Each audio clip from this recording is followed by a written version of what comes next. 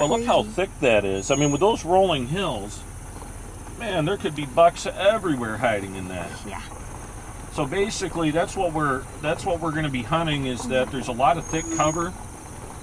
He explained to me that there's a milo field and a bean field that will be at the end of a thick strip that comes down, but the deer pass through there through their travel corridor when they're going from bedding to feed. So, man, just so many places that these big deer out here can hide and get big. So they've definitely got the feed from what we've seen. I mean, you're talking, the outfitter has thousands of acres. And back home, I think, we have our 70-acre property, and that hunts us just fine. Out here, man, there's just, I mean, right there, this chunk that we're looking at is like 500 acres, and it's just rolling hills and big and open. So, good stuff, huh? Yeah. All right, y'all, we'll catch up with you soon. All right, gang, hey, we just made it to Kansas. We're fired up.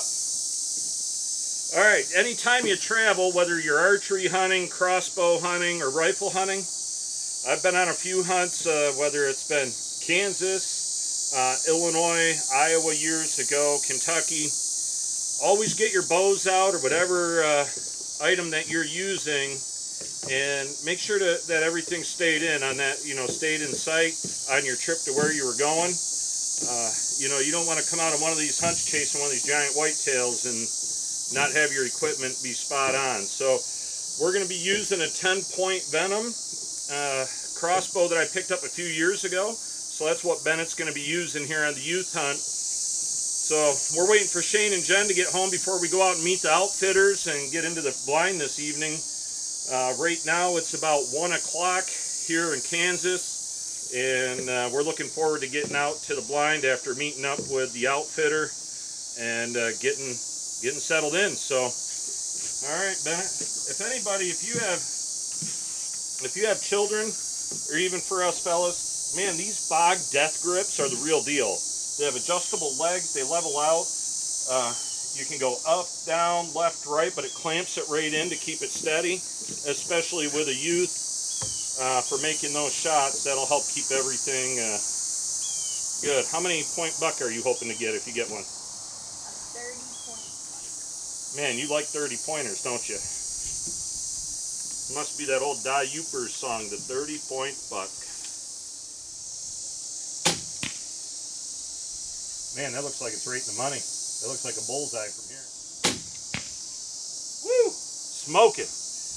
We'll go ahead and grab this camera and take a walk up and see how things look for you, bud. Woo!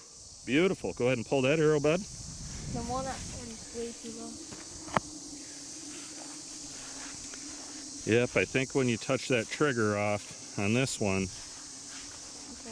you pulled back a little bit. You pulled instead of just gently squeezing that trigger. So about 4 inches low, and I think we're good. I'm confident with how much you practiced at home and how much you were shooting that you'll be good to go. So, all right, gang, we might throw a couple more arrows, but no sense in you watching that. And then we're going to get dressed up and head out to the blind. So once we get settled into the blind, we'll catch up back with you then. Sunny day here in Kansas. Today it's supposed to be right around 80 degrees for a high, so we want to get out there tonight. Originally we thought that later in the week was going to be 80s, 85, but once we get into Tuesday, Wednesday, Thursday, and Friday, they're now calling for highs of about 96 degrees on those days. So, well, good afternoon, everybody. It's about 6:30, and we haven't seen anything yet. Other than the 4-point. This morning we did see the 4-point. At 6:30, it's showing that it's still 88 degrees. It's still 88.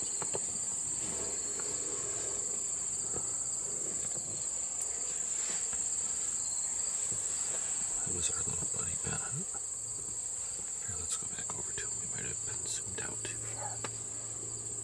There he is. Say hi to everyone, Bennett. Hi.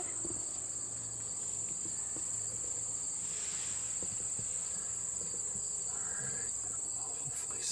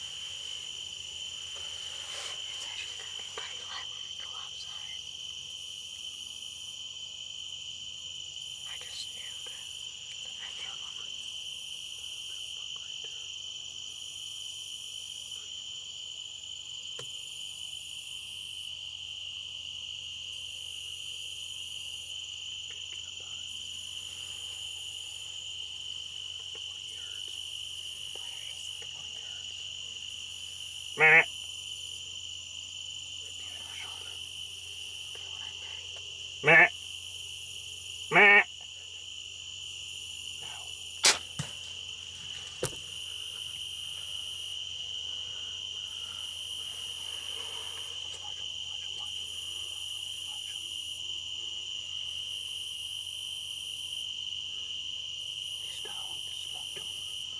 Alright, gang, so we had already found the buck that Benny hit. Unfortunately, out here in this Kansas heat, he's a little stinky and the coyotes got to him overnight. But it's so tough when you look at these tall fields, and even the bean fields are so high.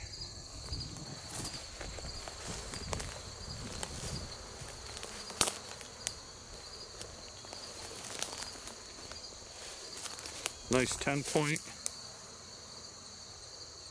I'm not going to show you the gross stuff in the back. He did hit him a little far back.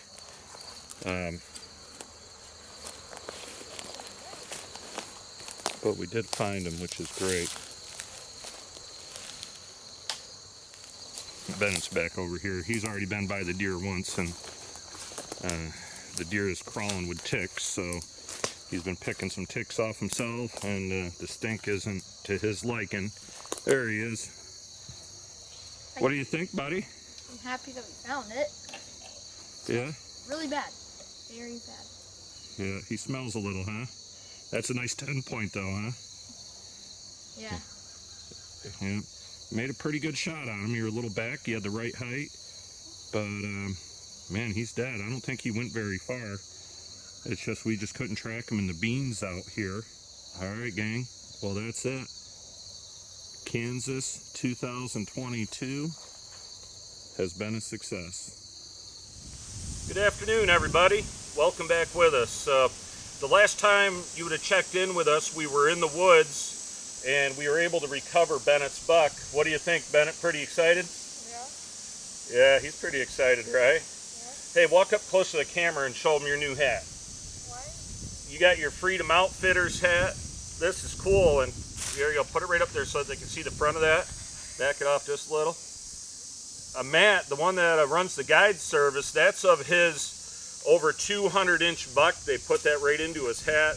And I'll tell you, we cannot be happier with Matt and Ben at Freedom Outfitters for all that they put in, the hard work, putting us in the right spot at the right time. And it's just really cool to get all the text messages and pictures of the bucks before we ever got there. It definitely had us pumped up, and they definitely delivered above and beyond on the quality of the hunt that we experienced, especially the first week of the season, which was the youth hunt, and that's why Bennett was hunting and I wasn't. I'll be coming back out again late October.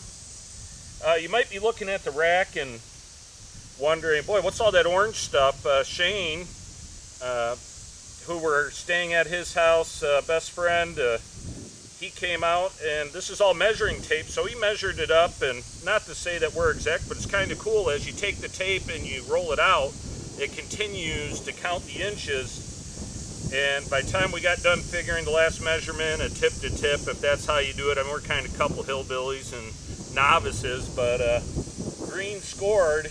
He came out to be about 137. He has some really nice mass on him, and what we really liked about this buck was the kicker point over here as well, but look at those brow tines that helped them.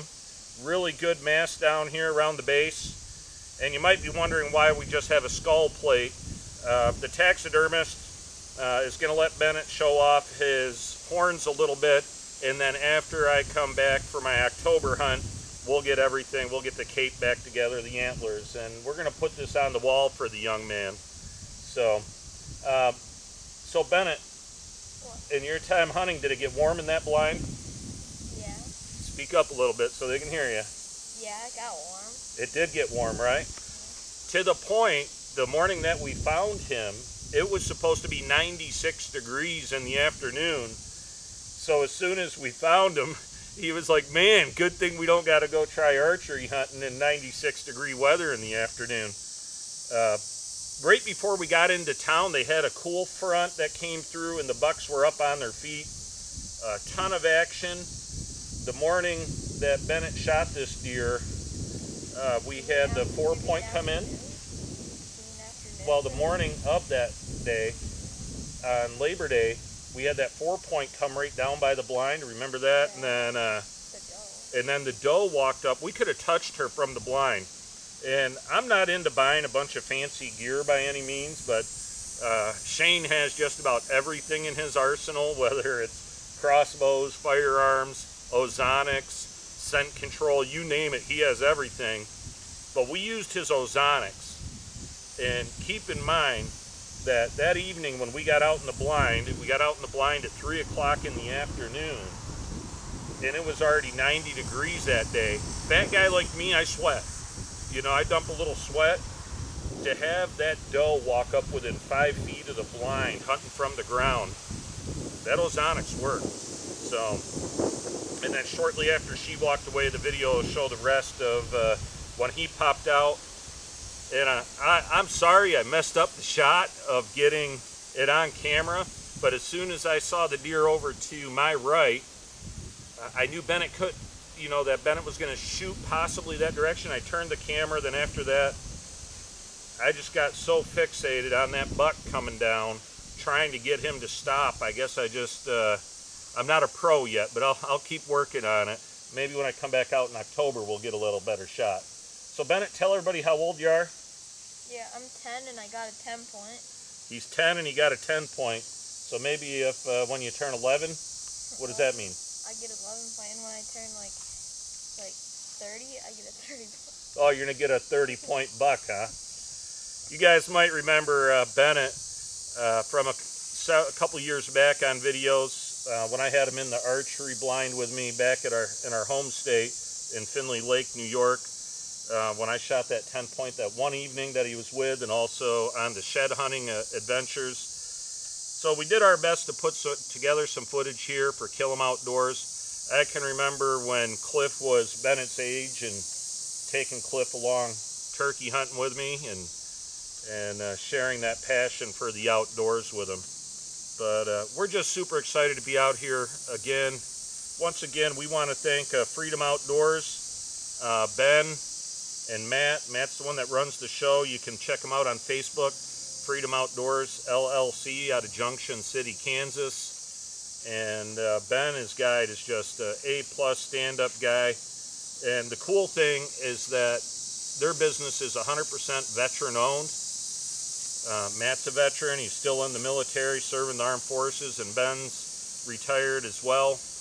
But we do want to thank all those folks that have served our country. I know Cliff is a veteran as well, so thank you, Cliff, for your service. And geez, you know, for what these people sacrifice and do on a daily basis, this allows me to take my son out and hunt these giant deer where, man, we do this for fun and for the meat as well, but more so for fun. And there's just a lot of places that folks can't do that. And without our veterans, we couldn't do this. So, well, folks, that's about it. Hope you enjoyed the action that we brought you from the early September hunt. For all you out there getting fired up for deer season, put your scouting in, get them on camera, and just remember, man, you can't kill them on the couch.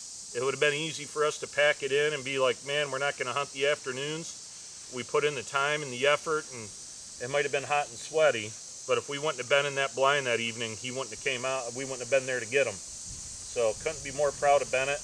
He stayed quiet in the ground blind, you know, sitting there 6 hours at a time, enough to stand up and stretch every once in a while. But get your kids outdoors, get them from in back of the computers and the phones, and get them in the outdoors. And this is just definitely a proud dad moment for me. So thank you all. Continue to tune in to KEO Outdoors. And until next time, happy hunting, be safe, and looking forward to seeing your monster buck.